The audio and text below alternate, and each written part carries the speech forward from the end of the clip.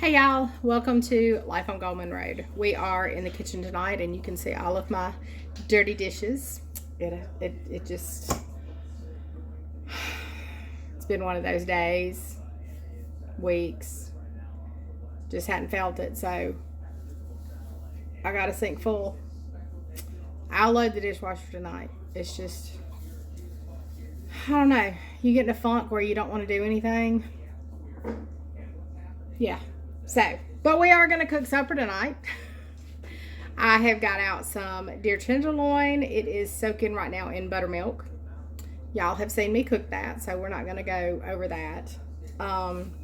We're going to do some peas. Nothing special there. I'm going to get a bag out of the freezer. But we're going to do some rutabagas tonight. Now, we love this, and there's a lot of people that has never had it, so I'm going to take you through all about a rutabaga. So, now in the South, there's a lot of people that put that ER on the words, and those are rutabagas, but it actually does end with an A. So, I've always called them rutabagas. Everybody has their own pronunciation. But, let me grab them out of the fridge, and I will show you what they look like. Alright, so here we go. A rutabaga. Now it kind of looks like a turnip, huh? And I don't know if you can see. Can you see that? That's a wax. See that? That's a protective wax to make these last longer. So, and they're sometimes hard to peel. This, and if I say this wrong, y'all correct me. But best I can explain, this is best grown in cooler weather, like the fall of the year. If you grow it in like the summer, we call it woody. It has a texture to it that it's almost like little sticks. So we call it woody. It's it would be almost like you were eating wood shavings or something like that. I mean, it has that texture, and you can't chew it up. You just eventually just have to spit it out. And sometimes it's not all of it. Sometimes it's just part of it. They also call it pithy. Again, I don't know. These are my 86-year-old mother's words that I have grew up with. So I don't know. Pithy. I guess because you have to fit that out. I don't know. But anyway, we're going to cut these up and we're going to put them in our boiler, and we just add water, salt and pepper, and we boil them until they are soft, just like a turnip or a potato. And they're really, really good. They stink while they're cooking.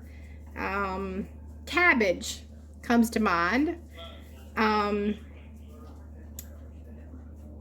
potato texture, but with a cabbage-like taste. It's odd, but it's good. Come along, let's get them filled up. All right, I'm going to see how far I get with just my vegetable peeler. There's no rhyme or reason of how to peel this, because sometimes it is really hard to peel, so especially with this wax coating. So I'm gonna, it's kind of got a flat bottom, so I'm gonna let it sit while I just kind of go around the edge. With the peeler, it seems to be doing fine.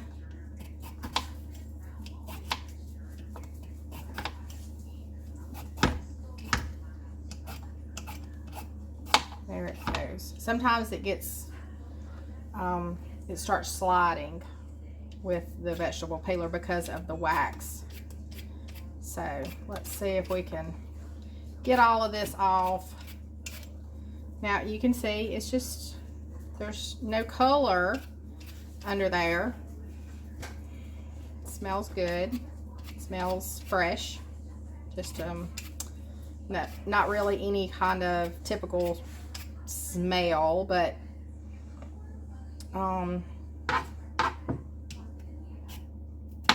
we'll get all of this off until it's nice and pretty, and then we'll fight with it trying to chop it up. And I'll probably, well, I don't know, it's coming off pretty good, that end. Sometimes you have to cut those ends off. This is all right. Okay, so we've got it. Looks like a great big old apple or potato. Let's set that right there. We have two. So let's see if I can get this one done.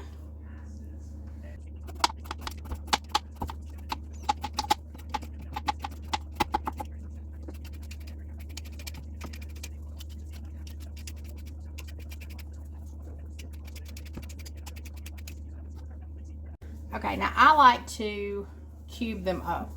Let's see how hard they're going to be to peel.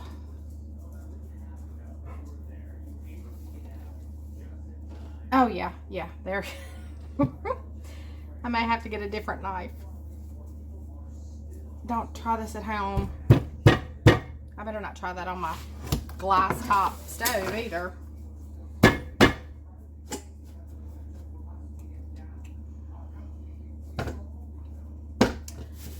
Let me get a different knife. See what this is gonna do. All right. Oh yeah, that's a little better. Until I get to a point. So, hang on just a second. Oh, got it. Okay, so inside looks just the same as the outside. Got a little sliver there. Now we will be easier to cut because we have our nice flat surface. Now I know what you're thinking. Whew, it's a lot of work. It is, but it is so worth it. I don't know that I ever ate one until Clarence's mom fixed them for Thanksgiving or Christmas. And he talked me into trying it because he knew my taste. You know. So I tried it and fell in love. So I was hooked. I was fine. This is what we're going to put them in. But I've got them cubed up just like you would if you were going to do mashed potatoes. But anyway, his mom had fixed them and I fell in love with them. Fast forward, our daughter, Hillary, started eating them, and literally she can eat the whole pot. She loves these. I don't really know statistics. I don't know, like, carb count and all that stuff. They do grow in ground, like a turnip or a potato. More like a turnip. It'll have a top, like a turnip top. So this, and then the rutabaga will grow underneath the ground. And a lot of times, like the turnip, that purpley top that you saw on there will be toward the top of the ground. I don't know if that's the thing or what, but anyway, let's see if we can do this. Oh, that one did a little easier.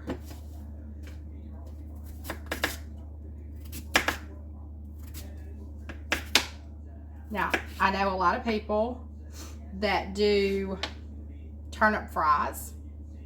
I have never quite caught on to that. I will eat turnips if they're in like turnip greens, but normally no other way. that I can recall. Now these pieces are a little bigger, but that's okay because they're about the same width as everything in the pot already. It all cooked together, and they're gonna be mushy like a mashed potato.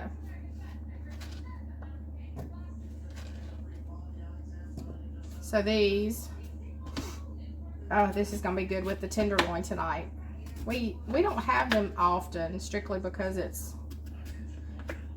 such a chore just to try to peel and chop and all that kind of thing. And I apologize, my boiler sitting in the way so you can't see what I'm doing, but just chopping these as I would a mashed potato, trying not to cut any fingers off. That's always a plus, you know. No trips to the ER. Okay, I see a little bad spot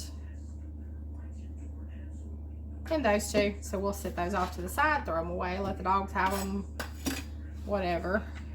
All right, this is ready for some water and get it going. Okay, I have water covering my rutabagas. I'm going to turn it on. I have the hiccups, I apologize. This pollen, y'all, is terrible. It is every year. We complain every year. But anyway, I need to empty my trash. All right, so we're gonna get this. This is gonna come to a boil, and it will probably cook a good 30 minutes. We will keep our eye on it. We'll test it every now and then with a fork just to see if they're getting tender. But I'm gonna go ahead and put some peas back here, and up here I'm gonna be frying some tenderloin. So when this gets ready for us to test, I'll bring y'all back. This will turn a beautiful color, and I don't know how, it's an orangey color that this will turn, and it's pretty. So can't wait for y'all to see that. So when we come back, we'll test these and see how they're coming along. Okay, y'all, these are fork tender. Can you see that beautiful color they have turned into? Let me get it.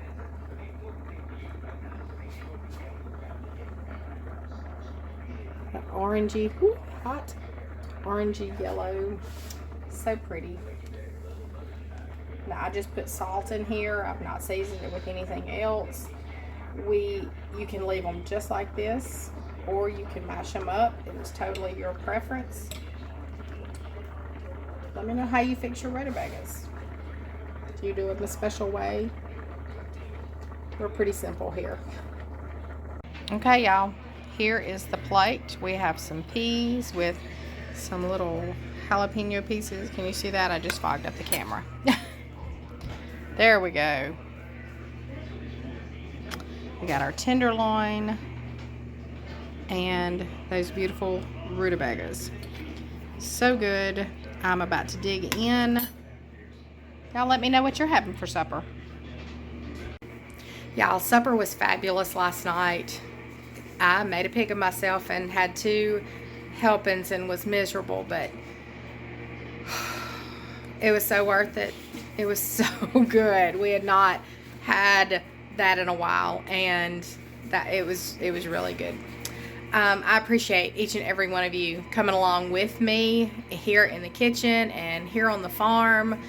I cannot say that enough. We just love each and every one of you. So until next time, we'll see you later.